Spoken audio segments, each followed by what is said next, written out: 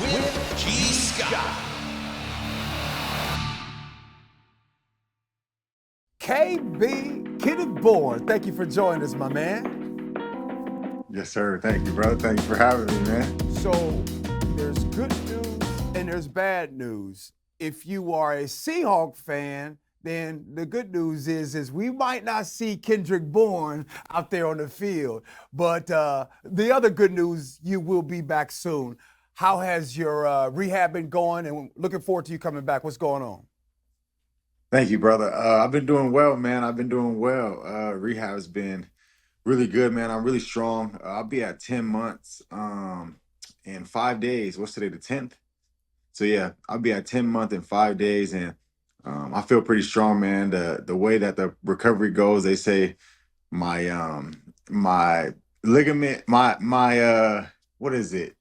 I'm trying to think of the word they use. It's like my whatever they change my knee to is becoming a ligament. I'm trying to think of the word. I use my patella, so at this stage, it's becoming as strong as it was before. So I'm feeling pretty good, man. Running, jumping, cutting, it's all been going well. I'm not getting too much swelling in my knee and stuff. So the process and the recovery has been the most important, and it's going good. The Seahawks, they travel out to the New England Patriots this Sunday. And so far, what are you guys saying about the Seahawk team? They're very good, man. The defense, young, got a good secondary. That's what I focus on is watching the secondary. And those guys over there, Witherspoon, what's the DB name? Tariq Woolen? Rick Woolen? Yeah, Woolen, he different out there. So they got some good guys over there, man. It's gonna be a challenge for us. Both teams want to know, starting on a good note. So I think it's gonna be a good battle, but just excited to see those guys go to work, man, and compete, at the highest level. So respect the team. Just ready for a great competition. I want to talk about that for a sec. So we as fans, of course, we're happy that the Seahawks are 1-0, and I'm sure Patriots fans are happy that y'all 1-0. But we out here, we have Mike McDonald, who is the new head coach, and he's bringing that Ravens defense that was over here right now. We as fans see them and we're like, man, this defense is flying around. That secondary is flying around. Can you give us a little bit more about what you see from the Seahawks secondary, from Spoon, Rick Woolen, and the safeties? Tell us a little bit more about what you see. Just ambition, got some new swag to them. They had what's his name? Diggs over there, number 6. What's his name?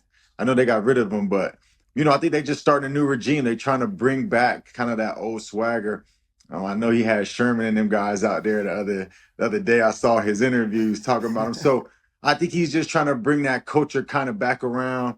They talk about defense winning championships and stuff like that, and that culture over there was built. That Legion of Boom era was different. And so I think that's kind of what they're trying to implement. The secondary can help, the D line get sacks and things like that, coverage sacks and stuff. So I see they played a lot of man to man this last week, just watching them a little bit, and they believe in themselves. They believe that they can, play man, and that helps the D line. You know what I'm saying? That helps the DC run a certain defense and things like that. So if they can feel like they can go cover their guy, their scheme can it's tough to play against. So we gotta go out there and play hard, and bring our best foot forward, because they're not just gonna let us run around and run to the sticks and get first down. So I love what they're doing over there. I think that's what I see the most is that they believe that they can play man. So that confidence factor is huge in the league itself. You're over there in New England, and one of the things that I think that you deal with, that I think that maybe current Seahawk players deal with, you brought it up, the Legion of Boom, that era. And I'm sure over there, they bring up the Tom Brady era. What is it like to play in the shadow of one of the greatest eras ever? That's a great question, man. It's tough, honestly. We're trying to build a new culture too, so it's kind of it's a mixture of both sides. That's a great point you make. They're trying to kind of mimic the past, not be the past, but mimic the success. And that's kind of what we're doing over here. And so we just got to keep working, grinding, um, creating that culture of hard work pays off, that blue collar mentality. Like Tom and those guys, Edelman and Wes Walker, those guys were different. They trained different. And so you got to put in the work to get the result. And I think that's what we're trying to build. Last week went really good. We try to control the line of scrimmage, and I think we did that. So just playing that, hard-nosed football, and that's the key to success. So even Seattle, I know that they're trying to create, controlling the line of scrimmage, controlling the back end, not just letting guys run around free in routes, trying to reroute and all these things in zone. So just the two cultures clashing, they've been clashing for a long time. Tom, Seattle, like that stuff is just, it's crazy history behind both of these organizations. So it's exciting. I don't think we've seen them in a while. For the last 4 years I've been here, I don't think I've played Seattle. I'm gonna miss them this week, obviously, but the Super Bowl history, the playoff history of it is crazy, man. So it's exciting to be a part of, but I think mimicking these eras for both organizations is important for the growth and to keep it the way it was built off of. Seahawks have a new head coach. The Patriots have a new head coach. I know that I see it over here. There's always a difference between the last and the new. And I know over there in New England, possibly, there's a difference between the last and the new. Can you give us fans a little peek behind a little differences between maybe the building or how the team does things, something that stands out? And not to say that the last was bad, because, look, first of all, let's be clear. Both eras were incredible. Pete Carroll and Bill Belichick. So I want to pay respect to that. But however, there's a new show in town. Can you tell us the difference? Yeah, it's just a new young swag to us personally over here. Can't talk about too much over there. I got to do more research on that guy, watch more film. But no, yeah, we're different over here. We're just trying to create being yourself in a sense, not trying to be anybody else or play scared or anything, just play free. And I think that's what Mayo's trying to create is guys being who they are, within the team terms and things like that. Don't just be a wild person, but have swag, have career, have energy, and believe in yourself at all aspects. And I think that play of freedom in a sense, and not so much restriction and ruling these things is going to help this new age of players, NIL players coming in, having their own, brands and things like that.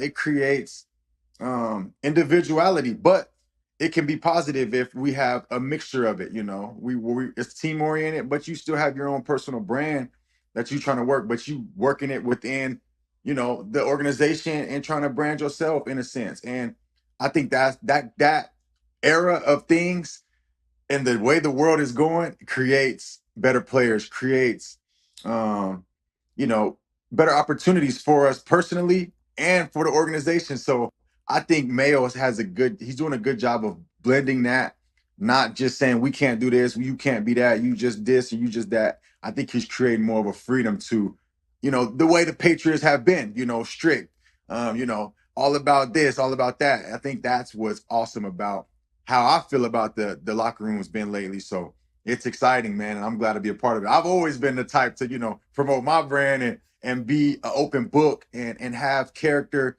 dance in the end zone. And they've never restricted me. Even in Bill's era, he's never restricted me, but you could tell Bill was different compared to Gerard. And it's just different eras. It's just different eras of age. It's just simply what it is. And I love it. KB, tell us one story. You got to give us one Bill Belichick story.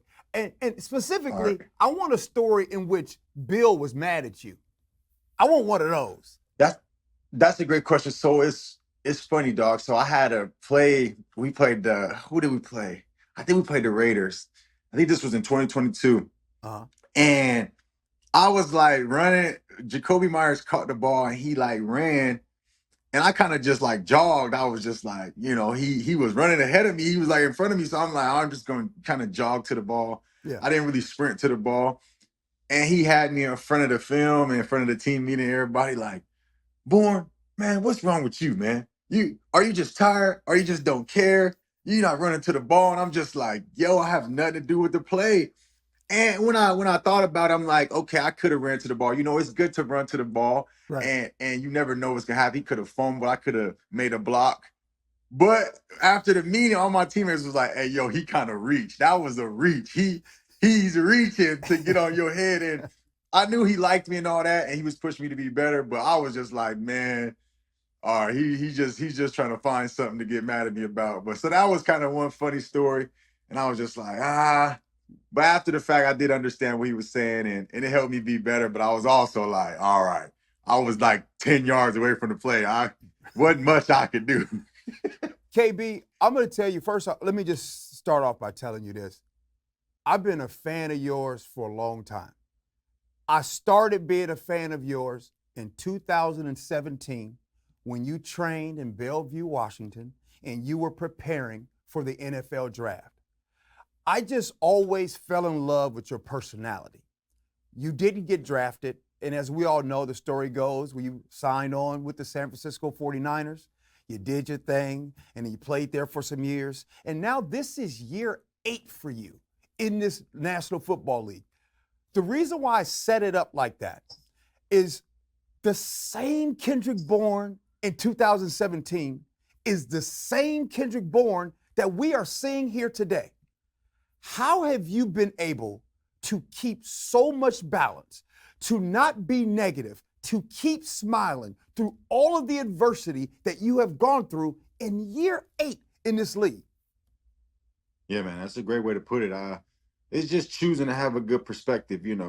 God first and foremost is the greatest thing in the world. So he just shines his light on me, and it helps me shine my light, to others.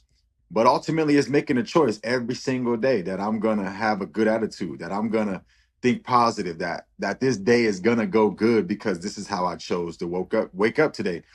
And it's crazy, I got I started to I started to get so consistent with it that it just became natural. Because we all have a choice every day. We have a choice if we're gonna dominate the day, if we're gonna, chill today. And once you make that choice, like today, I have an off day. And I know I'm gonna relax. I'm not gonna do anything because I need to be ready for tomorrow when I go train, rehab, and try to get ready. So today I know that I'm not gonna do much. I'm just gonna relax with my family. And that's the choice I made. So I know I'm not gonna go get on the Peloton and try to work hard. But tomorrow when I wake up, I know that I have to run it and what my day consists of. And so I'm going to choose to give it all my efforts and energy into it so that I can get the best result when I come home, feel good about myself, and understand that, I didn't cheat myself. I didn't cheat my family. I didn't cheat the people that look up to me. I really put in the effort, and all you can do is really give your all, your best, and whatever result God wants to give you that's what it is. That's what your fate is. And I feel like the perspective for me is if you think positive, the result is positive. So year one, like you talked about being undrafted, I thought I was gonna make the team. I truly believed it, and I did. And then every year, same thing. And then like you just said, look at me now at year 8, not to toot my horn, but it was just a consistent decision every day to choose greatness, to choose hard work, and to see the result. It's phenomenal, bro. And I wake up every day like, man, dog, like how far can I take it? And that's just what's next, is how Okay. far I'm gonna go. Okay. I need you to take us back to, and if you're listening right now and you live in Eastern Washington, understand that this is where Kendrick Bourne played his college football. Kendrick Bourne, I don't want no basic answers. I need you to tell us the recipe.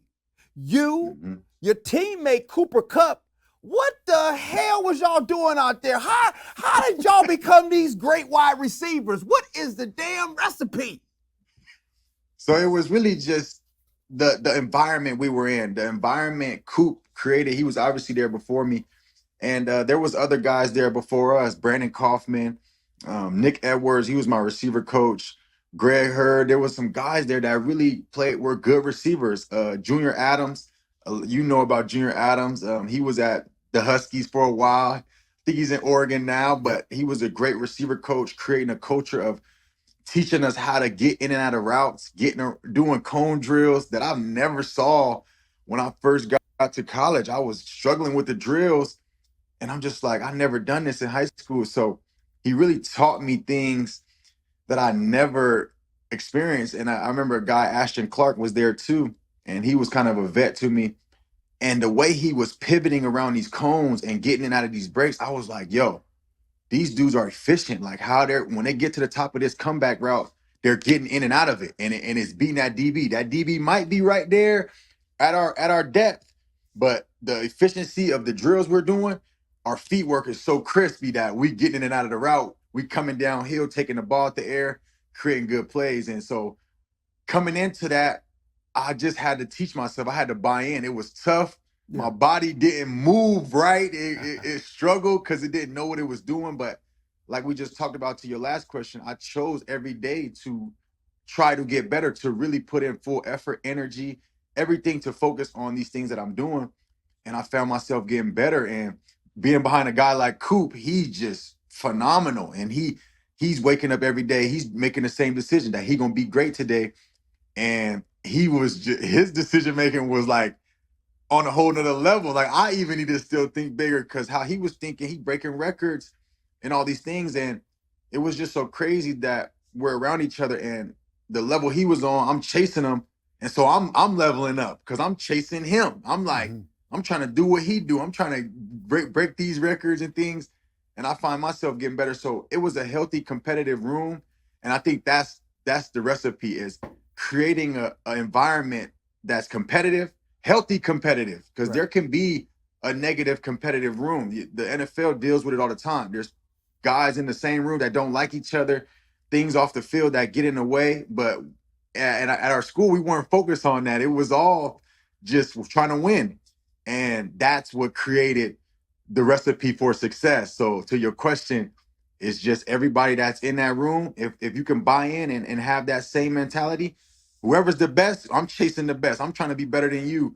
And then it naturally happens. So that compound interest of just that hard work every day, that environment of positive attitudes and greatness is what it created. So we got a guy in Simba Webster too. He kind of like, he's in the league right now. He's with Chicago and he kind of has that mentality too. And so we're just trying to create that even with the young guys now that are at the schools and just everybody that might be listening on here, man, that's kind of what you need in your rooms or, I love Washington, man. I've got a good connection to the city, I'm from Portland. So anybody back in the PNW, man, it's all love, bro. We get doubted. So I mean, the more no we doubt can about have, it. the better. You can tell everybody that you used to be a Seahawks fan. No, he not lying. He not lying. I grew up a big Sea. I was like I brought up the Legion of Boom. I used to love those guys, man. Sherman boys was different. And so to even play against Sherman, have them on the same team, those things, I have a lot of connections to Seattle. I got family out there. So it's funny how, everything comes full circle, man. And you never know, one day, maybe. Oh, we got hey, I'm gonna ask you about kind of a mentor and a big bro of yours back here on in the state of Oregon. I'll get to that in a second, but before I get there, I want to ask this because this is a conversation that happens in barbershop. I want Kendrick Bourne's top 5 corners in the game right now. Top 5 in the corners. I don't care what PFF say.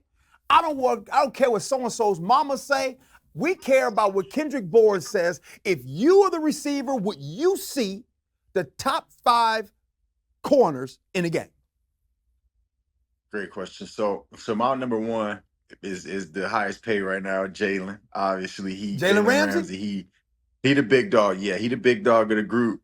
Obviously, they paid him the most, so I have experience with him. And Sam Fran played him in the Jaguars when he was kind of younger, and it was a good competitive nature. He talk a lot of smack, which is dope though. And number two, I'm gonna go Darius Slay. I'm gonna go big play Slay. He a problem. He just a pest. So smart. Know what he doing. Know where to be. No splits. Knows depth. And it's annoying to play against him. Number 3, I'm gonna go Patrick Surtain. That guy's impressive. I've never played against him personally, but just watching his tape and the things he's doing, reading people's routes and jumping routes, I'm just like, yo, he might know something, bro. He either studying really good Right. or something. Number 4, I'm gonna go the cat from Atlanta. What's his name? He just got paid too. Atlanta What's his name? DB Frank. 24. I'm Number drawing a 24. blank. AJ Terrell? Is it Terrell? Yeah. Yeah. Hey, I'm gonna go leading number on my 4 with him. producer, Frank. Thanks, Frank. Hey, no, I knew they knew something back there. I'm drawing a blank. But they number 4 for me because he's very instinctive too. He's very twitchy. He ain't gonna really bite on double moves. If he does, he recovers well. So he was pretty impressive. And number five, who number 5? I'm gonna go Christian Gonzalez. Okay. That's my personal teammate, and he a baller. He's on his way to the top, man. Right. He's very, very sound, very smart, knows how to play with his team, knows where his help is, things like that. And it makes him a very competitive player. So that's my top 5, man. Top That's what I'm 5, gonna go that with. was Had to good. throw Now, my the teammate in the there. bonus, you could only pick one DB ever, all time. This is the one that you in a barbershop, you will argue with anybody about. You only can pick one. Who you got? Anybody, all time? Anybody? All-time Anybody? DB. All-time DB. You can only pick one. I'm gonna go Dion. Yeah, you can't lose with that. You can't lose with Can I do that? Can I do yeah, that? yeah. I mean, yeah, you're right. Yeah, Dion is obvious. Yeah, it's obvious. Hey, KB, we appreciate you taking the time. Before you go, recently, this past summer, I got an opportunity to be down with you at the Disruptive Dinner that was down in Portland. And when I was there, had the opportunity to see, Don Johnson. And seeing Don Johnson, people in the Pacific Northwest, people in the state of Oregon, University of Oregon, you know who Don Johnson is. You know, if you've been around him, you have felt that infectious energy, and it was so good to see him at this dinner, and he was so happy taking it all in. This is someone that was very close to you. What did Don Johnson mean to you, KB? Man, he meant everything to me. I'm actually sad I couldn't make it to his funeral, but he was very important in my life and my success. And this year, I'm definitely gonna be playing for him. So when I'm out on the field, my knee may not feel the greatest all the time, or things that I'm dealing with, but I remember the things he done for me. So, like I was saying earlier, when I wake up and I make these decisions, who I do it for, and part of my why is people like him that impacted my path, my journey, tremendously. Yeah, he just a little story about him. I met him and he put me on the right path. He became my head coach my senior year. He transferred to a different school and he told me to transfer. And just the discipline and the accountability he put on me, it changed my life. So he means the world to me, and I'm sad that he's gone, man. But everything that I'm doing, he's a part of it. So anybody out there that needs help or has someone that's trying to help you get on the right path, just answer the bell, just respond to, God looking out for you, because that's who he was for me at that point in high school. And I'm gonna miss him, man. That guy is so funny. When I think about his stories and how funny he was, it makes me sad, man. But I know he's proud of me, and I'm gonna miss him a lot, man. KB, we appreciate your time, man. Get right. I know you're gonna be right. You should be back playing by week 5? Yes, sir. Yeah, we're looking forward to it. Any advice for any Seahawks fans traveling out there for the Patriots game? Any places they should go eat? Anything? Any advice you got for them? Yeah, check out Patriot Place. It's nice. Just walk around. It's outside the stadium. There's some fun things to do over here. So it's not gonna be cold. Y'all lucky, but y'all gonna be tired though. So time zone, baby. That's our advantage. Hey, KB.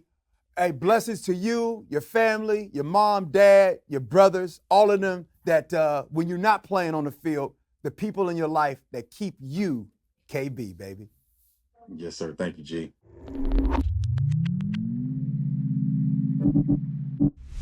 I'm grateful for KB, Kendrick Bourne, hanging out with us. Now, we're going to bring in some other people to talk about this Seahawks Patriot game, and who better? By the way, y'all know the reset is, we're dealing on this little small budget, so we got to do our best. So we go inside the building and bring on a guy I call Coog. What's your government name? Steve what? Steve Coogan. Stephen Anthony Coogan. Steve Anthony Coogan. Coogan, you're a Patriot fan. Yes, sir. It's good to have you down here. We want to try to talk to everybody. Here's a question for you. Mm-hmm. The Seahawks have a first-year head coach coming after a great era in Pete Carroll. Yep. The Patriots have a new head coach coming off a great era in Bill Belichick. Right. What is your concern as the rebound husband takes over this franchise? That's a great question. I'm not quite as concerned about that as others might be.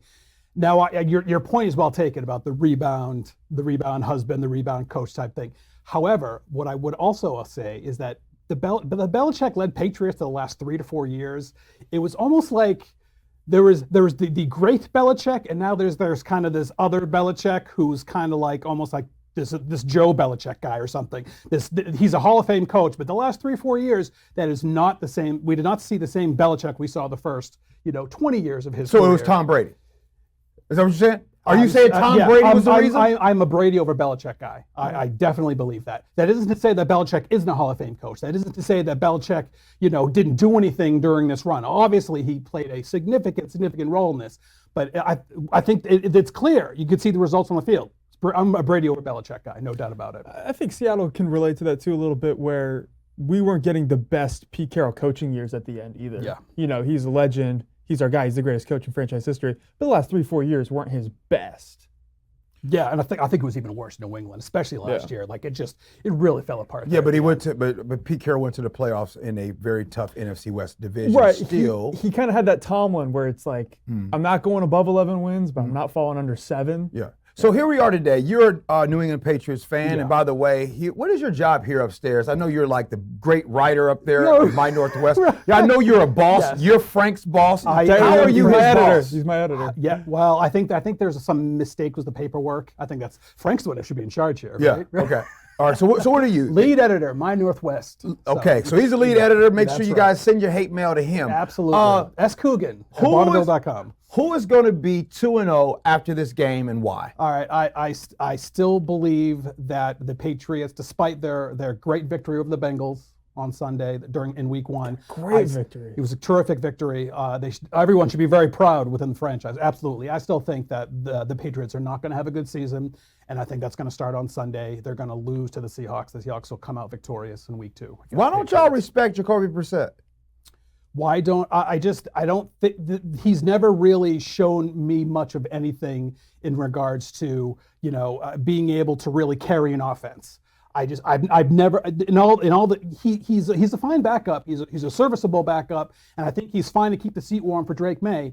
I just don't think that he's the guy that I want leading my football team in any sort of way. And I think you kind of saw that to some extent on Sunday. Now, what you saw on Sunday with Jacoby Brissett is that his quarterback rating was quite low because he only threw for 123 yards, but his QBR was quite high because he made a lot of good plays. He made plays when they counted. He had some runs. He avoided some sacks. He didn't commit any turnovers. So I think there's a lot to like about Jacoby Brissett. But like I said, I don't in this era of the NFL, I still think it requires good quarterback play and skilled players. I just don't think Brissett is there, and I don't think the Patriots have the skilled players to mask Brissett's inefficiencies. I'm missing something. Okay. Something is missing. Sure. You're a Patriots fan. Yes. Through and through. Right.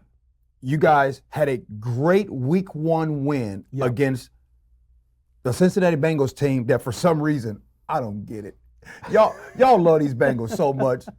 I think Joe Burrow is overrated, but I know some of y'all might be mad at me, but you guys got a Week 1 win over the Bengals, and you're still saying you think the Seahawks are going to come out there and beat the Patriots. I'm curious, where's the disconnect here? So I think there's two things to play here, and I'm actually going to start with the Bengals first. Frank and I have had this discussion already.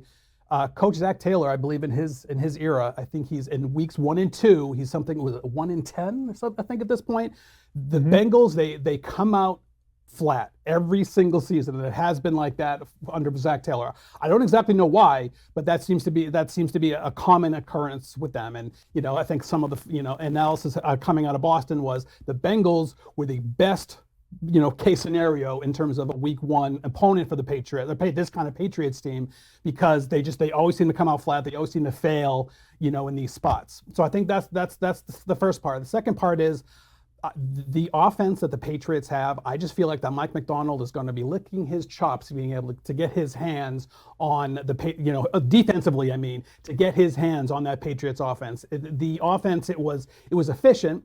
They didn't commit any turnovers. They didn't allow any sacks, but I have no confidence at all that they're actually going to be able to produce very many points to keep up with Geno and the receivers. And if Ken Walker is able to play, I don't have any confidence at all that the Patriots offense will be able to produce many points in that game. Here's my concern, and it goes back to your point about Jacoby Brissett. The thing about Brissett is he's at least a grown-up.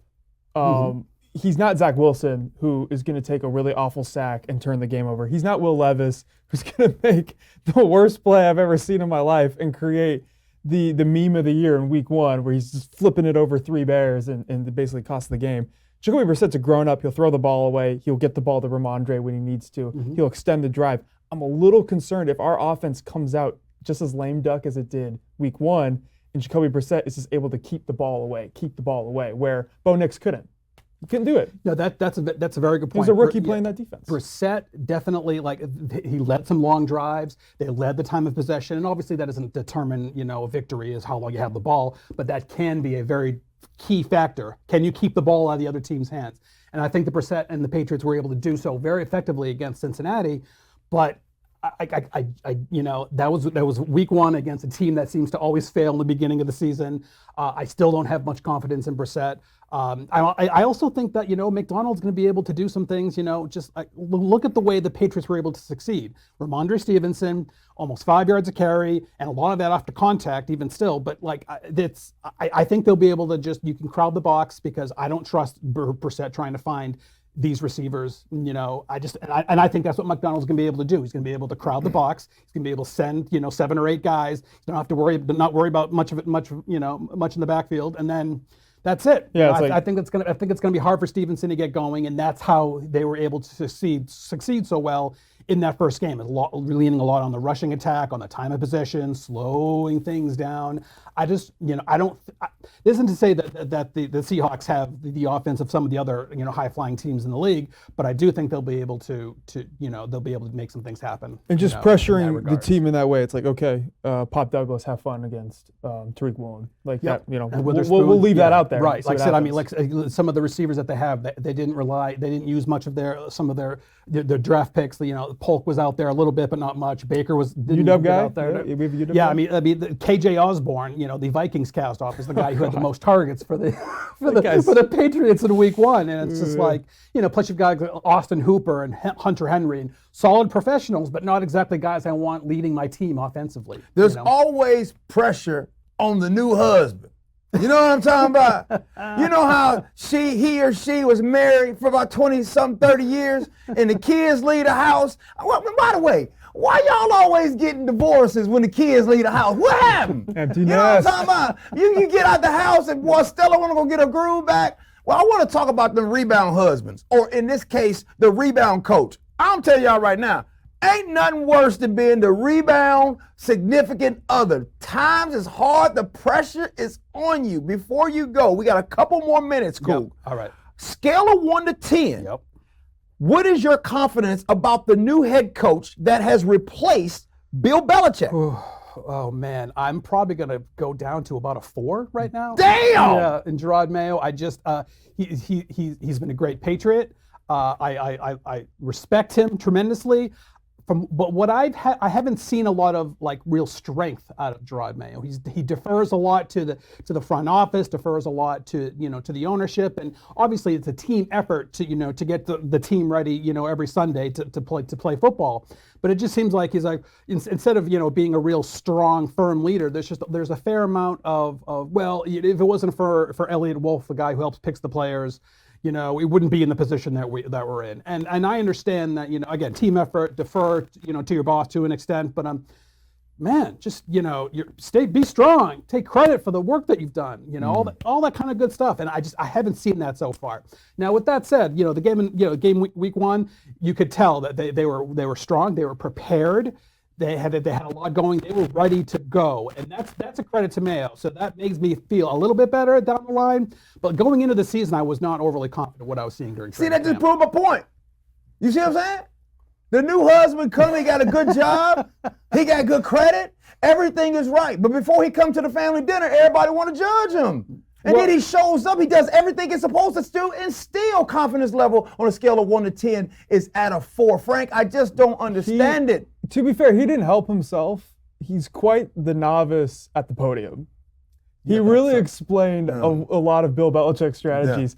Because when Drake May was outperforming Jacoby, and then he was saying Drake May's better, but we got to start Jacoby because our O-line's so bad. It's like, whoa, you're telling people too much. It's crazy how people pick and choose when debates are speaking. It's actually credible. Hey, one last thing before you go. I do want to say, I was thinking about this, right? Because right now, the Cleveland Browns, it feels like they're like, hey, we don't want to mess with this contract. And then all of a sudden, voila, all of these new things and allegations or lawsuits are potentially coming up with Deshaun Watson. Yep. So I was thinking to myself, I said, Self, what if there's some possible connection between Robert Kraft and Deshaun Watson? You think Robert Kraft would ever want Deshaun Watson?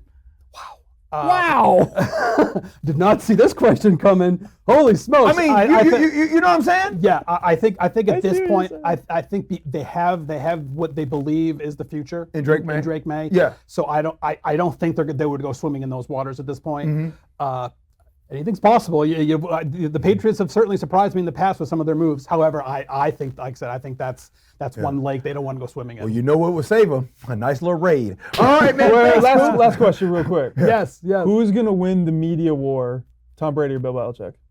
Oh, They both have other aspirations. That's one wants to be an owner, one's going to coach again. Yep. Who's winning the short-term media war? Oh, man, that's another good question. I'm going to go with... Tom can't lose. Well, what do you mean he can't lose? Like he just doesn't lose. Tom doesn't lose. I would say Belichick is off to a quick lead. He's got a 10-0 lead so far. Okay. I would say that. Okay. Now we'll see what happens. Sometimes you get up to a 10-0 league, and all of a sudden 10-0 lead, and all of a sudden you're 5-12, right? Interesting. So with that said, I think Belichick's off to a good start. He's done some really good things on ESPN. He's signed some deals. He's doing some stuff. He's definitely out there. I like it. It's nice to see out him. there. Yeah, he's definitely out there. He really wants people to make sure that they know that he's still around, right? Yeah. So I'm going to say Belichick now. I'm going to say Brady toward the end, because the one thing about Brady is I don't think he's necessarily going to be very good at this job, being the Fox guy, being the Fox #1 guy. But I do think he's going to work his ass off to try to make sure that he is as good as possible by the time the playoffs come. So let's see what happens. Thanks, Coop.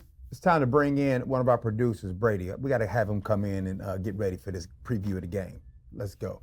Giving you an overview of the upcoming game we're having here? Yeah. You know what? First of all, Brady, it's good to see you, man. Look, man, you got so many damn jobs, man. I love it when you come on, man. But this is very important. As you all know, Brady is in charge of our TikTok. Brady is behind the scenes a lot, and Brady does a lot of work. So I just want to let everybody know that I am grateful for Brady, and that he's still single, because you remember his woman left him after she went and took that vacation 6 years ago. Just so y'all know, Brady is single. Brady, what's up, man? How you doing? Doing good. I guess I feel like the Patriots getting left for somebody else, I guess, at this point. So they lost their coach. They lost their quarterback. I lost my girl. Oh, we're all losers over here, and it's so much fun. What you got, man? Seahawks travel to the Patriots. What do you got? Concerns, good things? Who's 2-0? Tell us. Seahawks are going to be 2-0. I mean, our defense balled out in week 1. I know that was against the Denver Broncos. I'm sorry, Paul, but y'all suck. I'm sorry. But we did our job. There's a little bit of fluster in the first half offensively, but I feel like we're going to get those things fixed. That's not going to be an issue. And the real question I do have for Steve Coogan would be, with the Seattle Seahawks defense and how we're playing, how much does that concern you with Jacoby Brissett playing? How much does it concern me? I'm concerned. I'm very concerned. Like I said, I think the Seahawks have some talented corners, And I just think that the Patriots and Brissett are going to have a hard time moving the ball. They're going to have a hard time stringing together drives because, like I said, I kind of brought this up earlier. They're going to be able to stuff the box, and they're going to be able to stop Stevenson and Gibson in that respect. I think that's going to be a big thing for the Patriots, and they're going to put the ball in Brissett's hands. They're going to make Brissett beat them, and I don't think he can do it. I don't think the Patriots have the playmakers to be able to really put up a lot of points in this game. So I think it may not. I'd probably pound the under on this one if we're going there. But with that said, I'd be surprised if Seattle isn't able to go into Foxborough and Seattle. get a win. Before we get up out of this, we're going to end this show off with Brady giving us his opinion. Brady, you are in Shannon Sharp's court right now. You just everybody found out that Shannon Sharp, his live went during the night. Right now he's saying that he was hacked. What advice would you give Shannon Sharp on his Instagram being wink, wink, hacked?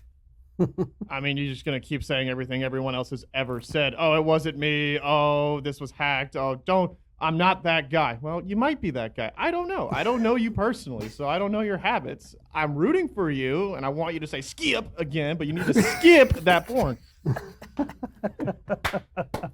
All right.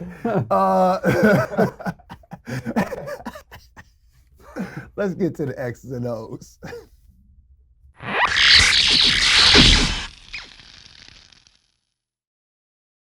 If it ain't a hell yeah, then it should be a no. Stop trying to appease others. Stop trying to go along to get along. You don't want to go to that happy hour. You don't want to go to that barbecue. But you said yes because you didn't know, you weren't sure. If it ain't a hell yes, it's a no. Start living for yourself. Stop trying to appease others. This is some of the reasons why we don't have the energy for others, because we don't put that energy into ourselves. You are the most important. So the next time something comes around, the next time you're asked to do this or you're asked to do that, remember what G said to you. If it ain't a hell yes, then it's a no. Yo, I appreciate you rocking with me. Love you for that. And as always, be kind.